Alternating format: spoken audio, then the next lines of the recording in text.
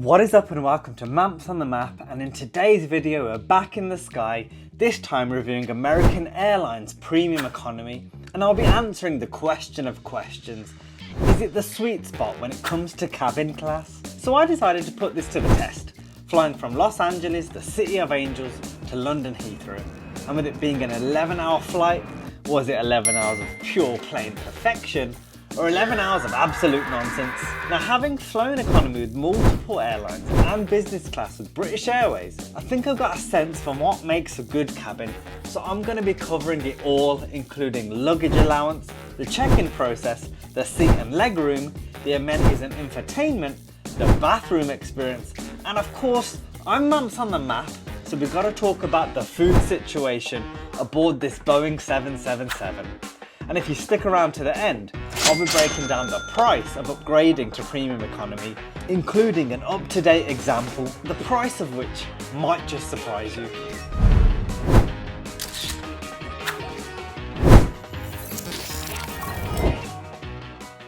So as the name suggests, premium economy is basically for those that want a taste of the good life, but just a taste, a little sample, a little sneak peek of what the ballers get in business class.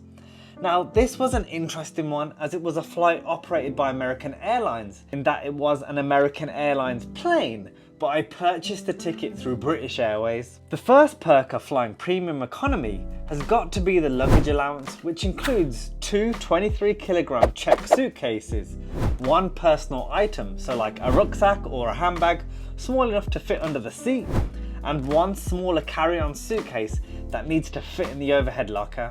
I'm not gonna lie, things are off to a good start, as pound for pound, that's a lot of luggage. Whether you need that much, that's a different story. So having packed, most likely overpacked given the extra weight at your disposal, let's talk about the check-in process, which includes priority check-in, security and boarding, also granting you first dibs on your luggage when you land. In reality, the benefit of this is kind of dependent on how busy the plane is, and although it's cool, it's more of a nice to have than a must have. Now, what I'm about to say is going to break a few hearts. Sadly, my friends, premium economy does not allow you access to the airport lounge. I was absolutely gutted when I rocked up like a big man, ready to feast upon all kinds of lounge goodness, to then be declined entry and then having to do the walk of shame back to the waiting room with my fellow economists and premium economists. I don't think that's an official term, by the way, but it's got a nice ring to it, so let's go with that. So after a slightly speedier boarding process with my fellow premium economists, it's now time to take our seat, and first impressions were, ooh, this is nice. The seats are definitely wider and more comfortable than economy, with several layers of adjustability, including a leg rest, footrest, headrest, and of course, we could recline that bad boy. However, sadly, it's more of a recliner chair and less of a bed. Some may say I had a bit too much legroom, as I was in the emergency exit seat, which has its pros and cons. The pros are that you've got bare legroom. Like bro, I'm 5'9" with shoes, which is basically 6 foot if you round things up, and damn son, my legs were free as can be. Now the cons of the emergency exit seat is that during takeoff and landing you have to put your personal items in the overhead cabin, which is low-key annoying, and you also get a debrief on how to open the emergency exit door, which made mans feel like an on-call cabin crew. And I wasn't about that life, I had to be on my game at all times, but as my Uncle Ben once said, because with great power comes great responsibility.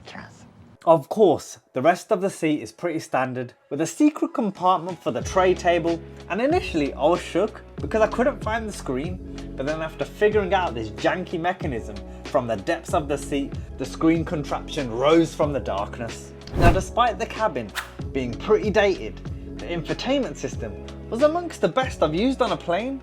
And yeah, I'm looking at you, British Airways.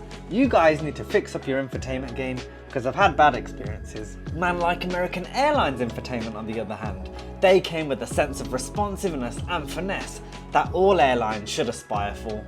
The touchscreen itself was a decent size, and you can control it via the touchscreen or a trusty pop-out wide remote, which can also be used to control things such as your seat light and call for assistance. To my delight, the remote also featured the completely unnecessary QWERTY keyboard we've all come to know and love, just in case you want to do a bit of seat-to-seat chat with the economist down at the back of the plane about how you got metal cutlery, or maybe you want to try and do some networking with the ballers in business class. I don't know. Either way, it's there if you need it. And then I thought I broke Premium Economy as the stupid remote wouldn't go back in. I actually found it much more intuitive to use the responsive touchscreen, allowing you to do things such as see your flight position on the flight map, which had a pretty cool set of animations and functions. The screen also featured news updates, and I think this has to be my favourite animation and function on any plane. The ability to see all the drinks. How cool is that? And gone are the days of those tiny cans that contain one sip of Coke. We've got full-size cans, including Diet Dr. Pepper. What a game changer, the beverage of kings. Moving on to the entertainment, and there was a great selection of movies and TV shows, which at the time were pretty recent, including movies like Black Panther, Wakanda Forever, and a great selection of categories to help you choose the right movie to fit your vibe. And not only that, but you can watch the trailers before you dedicate your hard-earned time, which is a feature that all infotainment systems need to have. Another feature that took me by surprise was the TV show section, which had services like Apple TV+, HBO Max and Showtime, which is a madness, and it just makes the TV show selection a lot more modern. Although my one complaint with this is, why would you have only season 2 of a show? Like, what kind of madman would start a TV show from season 2? Fix up American Airlines. Give me all the seasons or none at all. I'm still waiting for the day that an airline has Netflix and YouTube running on their infotainment system, so you can watch Manps on the Map, and that's a cheeky plug, subscribe for more. There's also a kids section for younger flyers, which is a nice touch. One thing that I noticed was missing, but wasn't missed at all because it's always whack, was a game section. But honestly, I didn't miss it.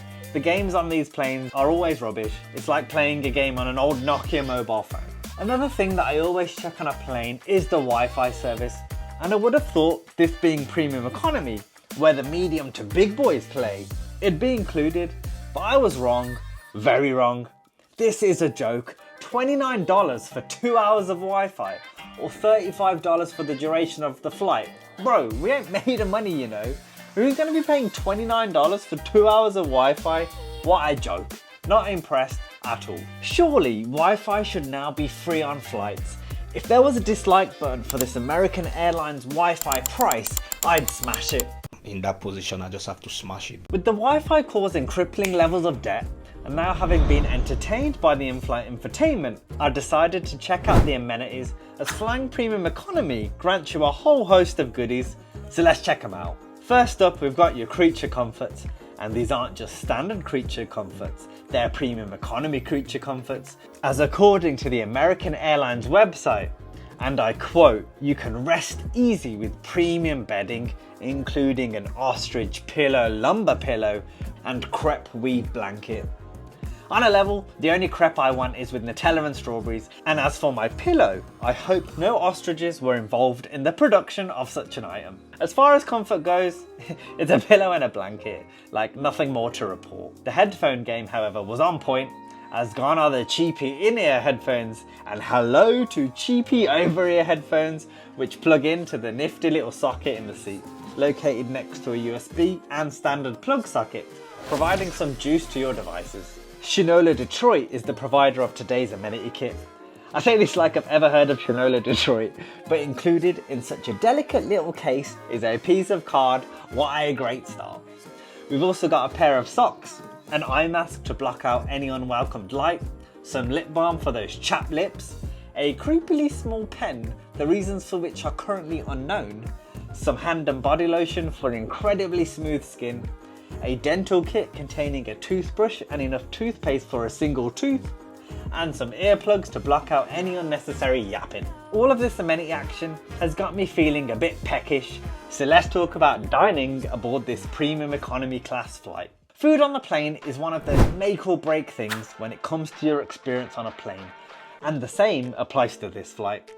Prior to my flight, my expectations of premium economy were that it's economy, but with more legroom and the quality of food that you might expect in business class. Well, let's put my taste buds to the test and see if it's all style and no substance. To quench my thirst and as a little palate cleanser, I was offered some mini salted pretzels and a beveragino of my choice, to which after scouring the menu, decided to whet my appetite with some Diet Dr. Pepper, on the rocks of course. A decent start to the in-flight dining experience, but it would have been nice to have a more extensive choice of snacks and a glass or plastic cup to feel a bit more special as opposed to this paper cup.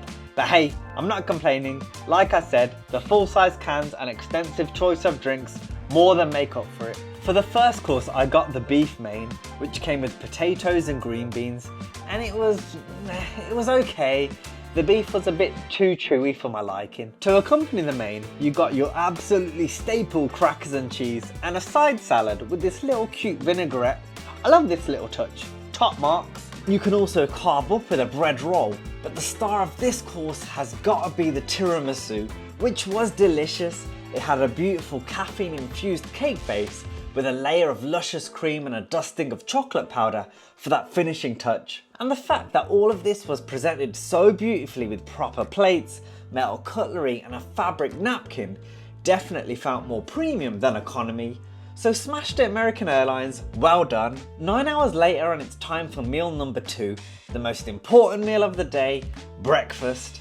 This breakfast included a fresh fruit platter, granola and yogurt and a warm cinnamon pastry paired with some orange juice for that hit of vitamin C. The star of this plate has got to be the fresh fruit, which was juicy and refreshing and a welcome change after all the burgers I'd consumed in America. And finally, this would not be a Manps on the Map flight review without checking out the toilet. I don't know why this has become a thing I do on all flights, but it's now become part of the Manps on the Map lore, so let's check it out. So you can probably tell by my face that I'm very tired. I want to show you what the toilet's like, and it's just like any other airplane toilet. Pretty standard, pretty small, nothing exciting. Initially when you walk in there's a bit of mood lighting, but then when the door shuts the lights turn on, and this is basically what you get. You've got some soap, you've got your tap with a hot and cold water setting, a bin, some facial tissues, towels, a little kind of cup here. You got me in the mirror, a baby changing area here, toilets down here, and also I think because it's like this weird tube lighting, it's affecting the video. But what you're gonna do, you got a lock, a no smoking thing, you got some kind of crusty looking clothes peg, and then down here you got toilet roll, some toilet roll on the floor, great. You can call the attendant. I'd hope you would need to do that. And that's about it for the toilet here on the American Airlines Premium Economy cabin. So overall, I had a good experience on American Airlines Premium Economy and would fly again if the price is right, and that's what it comes down to as to whether Premium Economy is worth it. It's how much it costs, as prices fluctuate massively. So when I travelled, it cost an extra £150 per person per flight, which is £300 extra for a return journey, which honestly, for the increased legroom, wider seats and the food, is completely worth it, especially on a long haul flight. It's just way more comfortable. I managed to get these prices with the British Airways sale, and I wanted to show you a more up-to-date example of the prices. So let's say I wanted to go from London to LA and back in April 2025. To upgrade one way from London to LA would be an extra £358 per person, which isn't too bad when you look at how expensive business class is. Now, if you just wanted to upgrade your flight from LA back to London, you're looking at paying an additional £175 to fly premium economy, and that's per person. Again, it's not too bad, and you can always just do one flight if you wanted to do the outgoing flight in premium economy and come back economy, or vice versa. There's quite a bit of flexibility to it. But let's say you wanted to do the whole deal, you wanted to fly there and back in premium economy, it would cost you an extra £533 per person for a return flight in premium economy at the making of this video. In my opinion, it's actually not too bad, especially for a long haul flight. So to answer my original question, Is premium economy the sweet spot when it comes to cabin class? I've got to say, in my experience, the answer is yes. I paid a small increase in price for a big increase in comfort. So for me, it was worth it. If you enjoyed the video, then please do let the world know by leaving a like. And if you've got any questions, then leave a comment down below or DM me on Instagram and I'll get back to you as soon as I can. And of course, for those of you that want to see more flight content, why not check out my other flight reviews and be sure to hit that subscribe button to join me on more adventures. And as always, it's been a pleasure. Till next time, peace.